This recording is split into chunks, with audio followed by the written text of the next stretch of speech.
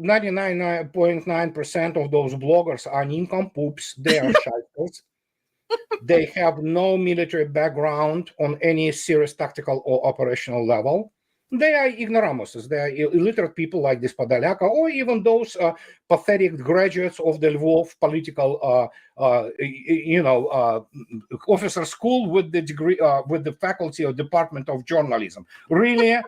So, these people do not understand modern military technology. They certainly do not understand what operational planning is, because it's very complex. There is a lot of math. There is a lot of computers going on. Obviously, they will never understand, like Rybari or Podolyak, what, system integration is, especially when it goes, especially the complex systems. And then, of course, there are other issues, like what are the basically communication networks, combat communication networks. They never dealt with them, believe me. So, and the only thing they know is how to hype. That's all about donations and monetization, and donations supposedly to help, Russian forces. And in order for them to get those money from those, hoi polloi, basically, who believe they're BS, so they lie. The situation is under control. It's the whole idea was that they will throw it into the last storm, so to speak, and make the PR, and headlines in the West, which even CNN admits. Can you imagine? CNN admits this. They were doing primarily to keep the headlines.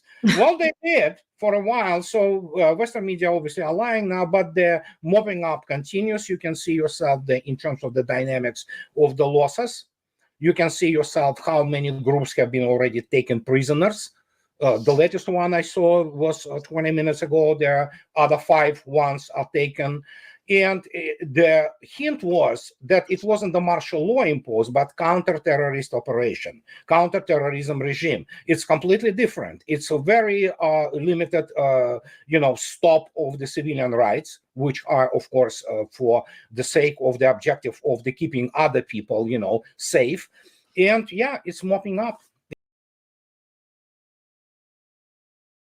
Andrei Martyanov is an expert on Russian military and naval issues.